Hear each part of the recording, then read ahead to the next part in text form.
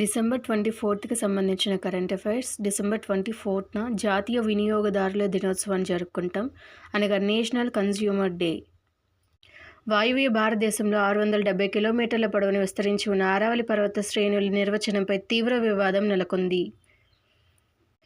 ఈ నిర్వచనం మీద స్థానిక గిరిజనులు ఈ నిర్ణయానికి వ్యతిరేకంగా నిరసనలు చేపడుతున్నారు.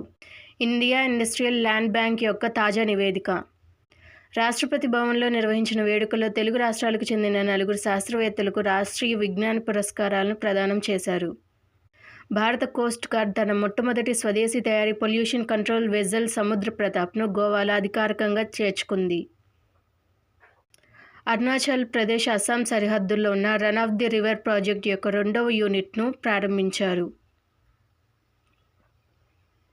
రాజస్థాన్ అసెంబ్లీ స్పీకర్ వాసుదేవ్ దేవనాని రచించిన సనాతన్ సంస్కృతికి అటల్ దృష్టి అనే పుస్తకాన్ని ఆవిష్కరించారు. నేషనల్ బుక్ ట్రస్ట్ యువ రచయితలను ప్రోత్సహించేందుకు చేపట్టిన పీఎం యువ 3.0 పథకం యొక్క ఫలితాలను విడుదల చేసింది.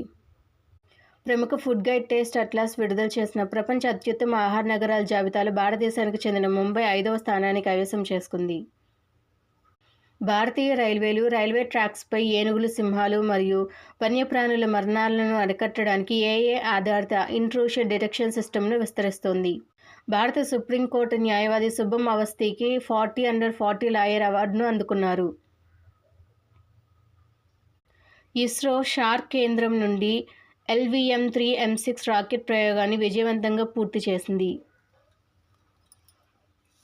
భారత క్రికెటర్ సునీల్ గవాస్కర్ తన వ్యక్తిత్వం మరియు ప్రచార హక్కుల కోసం కోర్టు రక్షణ పొందిన తొలి భారతీయ క్రీడాకారుడుగా నిలిచారు. ఢిల్లీ, కోల్కతా, ముంబై, చెన్నై వంటి నగరాల్లో పీల్చే గాలిలో ప్రమాదకరమైన మైక్రో ప్లాస్టిక్స్ ఉన్నట్లు కోల్కతా మరియు ఎయిమ్స్కి చెందిన శాస్త్రవేత్తలు కనుగొన్నారు. భారతదేశపు యుద్ధ విమానం తేజస్ భద్రతను పెంపొందించేందుకు గ్లైడర్స్ ఇండియా లిమిటెడ్ పూర్తి స్వదేశీ పరిజ్ఞానంతో రూపొందించిన హైబ్రిడ్ బ్రేక్ పారాచూట్ను విజయవంతంగా అనుసంధానించారు.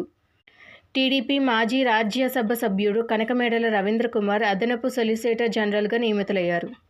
అంతర్జాతీయ పౌర విమానయాన సంస్థ కౌన్సిల్కు భారతదేశం తిరిగి ఎన్నికైంది. భారతీయ postal and telecommunications accounts and finance service యొక్క 51వ వ్యవస్థాపక దినోత్సవం. భారతదేశ పునరుత్పాదక ఇంధన రంగంలో గుజరాత్ రాష్ట్రం అగ్రగామిగా నిలిచింది. హర్యానా ప్రభుత్వం హాన్సీని కొత్త జిల్లాగా ప్రకటించింది.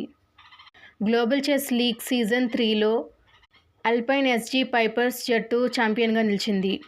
భారత సుప్రీంకోర్టు గ్రేట్ ఇండియన్ బస్టర్డ్ కోసం రక్షణ చర్యలను కఠినతరం చేసింది.